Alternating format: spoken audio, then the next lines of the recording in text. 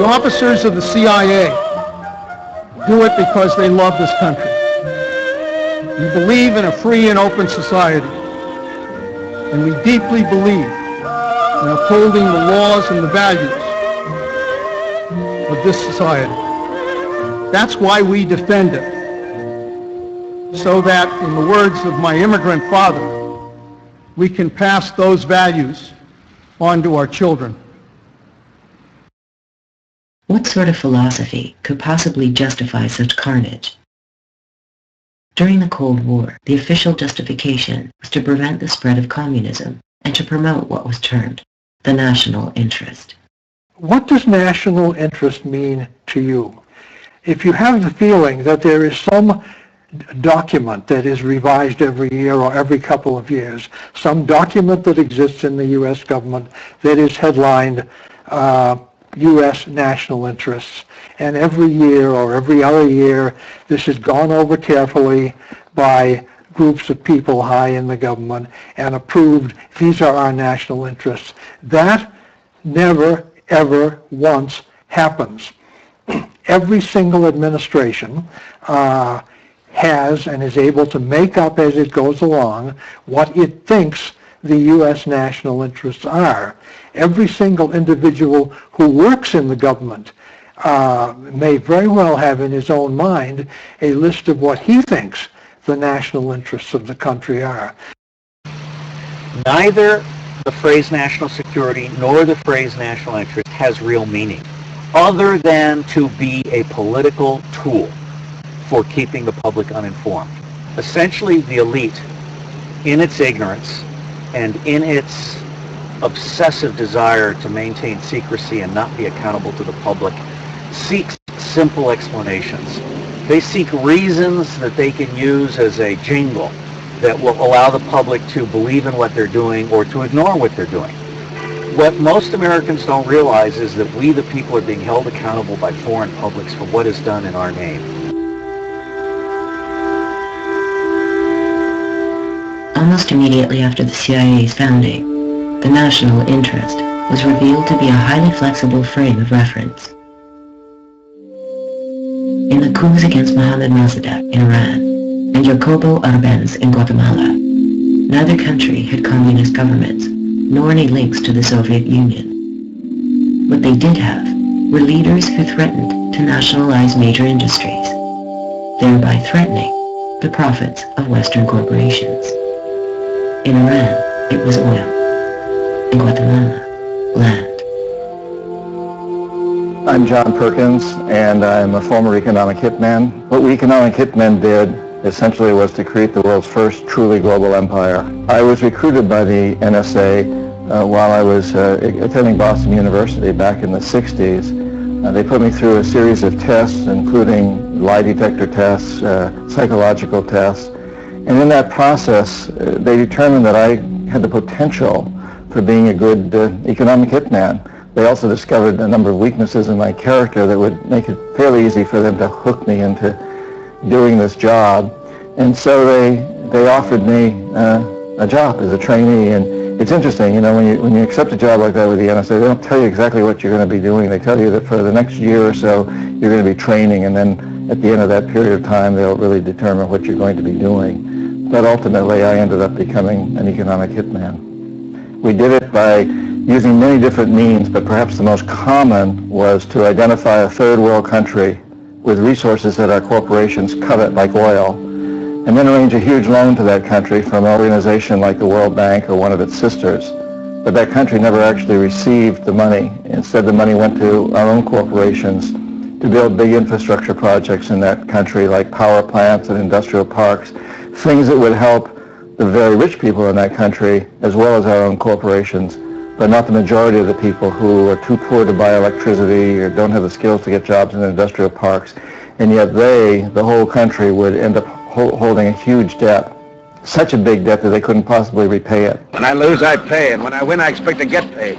I don't ask anybody to trust me, and I don't trust anybody. Big shot or penny ante chiseler. But I tell you, I haven't got it. If I had, I'd give it to you. Now, don't be like that, Blackie. Give me a couple of days and... So at some point, we economic hitmen go back and say, listen, you owe us a lot of money, can't pay your debts, sell us your oil real cheaply, or vote with us on the next critical UN vote, or send troops in support of ours to someplace in the world like Iraq. And in that way, we've created this empire. On the few occasions when we economic hitmen fail, the jackals go in, and these are people who will overthrow governments or assassinate the leaders of the countries that didn't accept the loans. I failed as an economic hitman with Jaime Roldos, the president of Ecuador, and Omar Torrijos of Panama, and because I failed to corrupt them, failed to bring them around, failed to get them to take on these loans that were so destructive to their countries, they were both assassinated by CIA-supported jackals. The words economic hitman and jackal are kind of tongue-in-cheek words. We use them. But it's like the word spy or snoop or spook or even CIA agent.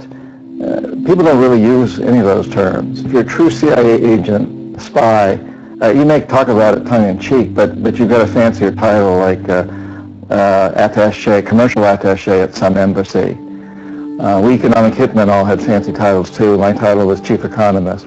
But we would use this term economic hitman tongue-in-cheek. And the jackals, usually people who work for what they call security firms, or companies that will have a semi-legitimate contract with some branch of the government to do something such as protect our personnel in an embassy overseas, or maybe protect a media crew overseas, and they'll be paid to do that, but there'll be one person in that organization whose money's coming through these other channels.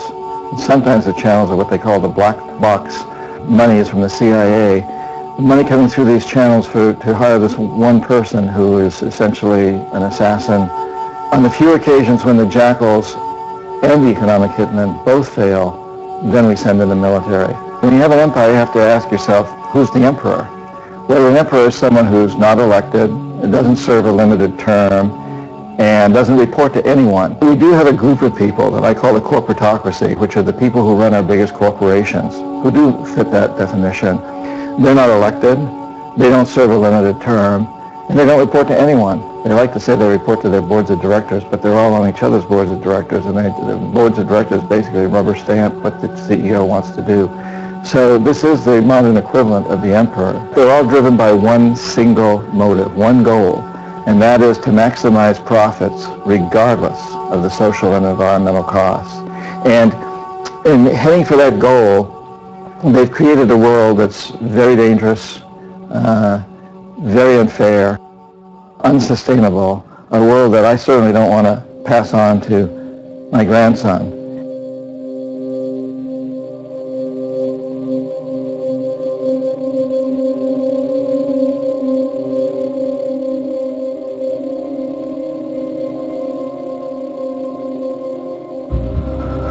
Beginning in earnest under President Clinton and expanding still further during the Bush Jr. and Obama administrations, the use of private contractors by the United States has increased dramatically.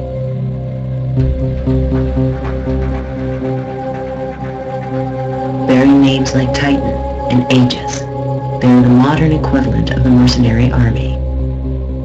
Today, I can report that, as promised, the rest of our troops in Iraq will come home by the end of the year. When President Obama announced the withdrawal of troops from Iraq, many Americans did not realize that thousands of mercenaries, funded by the U.S. taxpayer, would remain in place.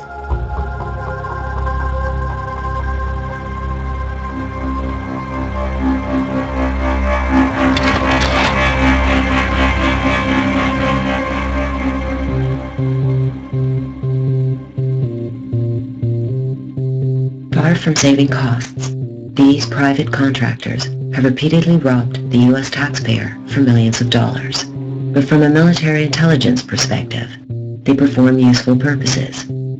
They establish plausible deniability. They further minimize congressional oversight. They bypass rules of war, such as the Geneva Conventions. And they create enormous profits for their benefactors. A case in point is DynCorp, whose clients have included the Drug Enforcement Agency, the Department of Defense, Department of State, the IRS, FBI, and of course, CIA. About half of DynCorp's revenue comes from the Department of Defense.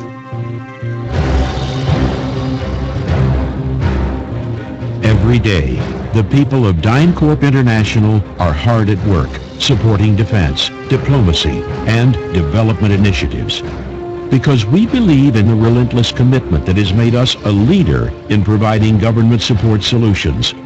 With 22,000 employees in 39 countries, we provide total support in aviation and land systems, logistics, training and mentoring, intelligence, international development, anti-corruption, and base operations.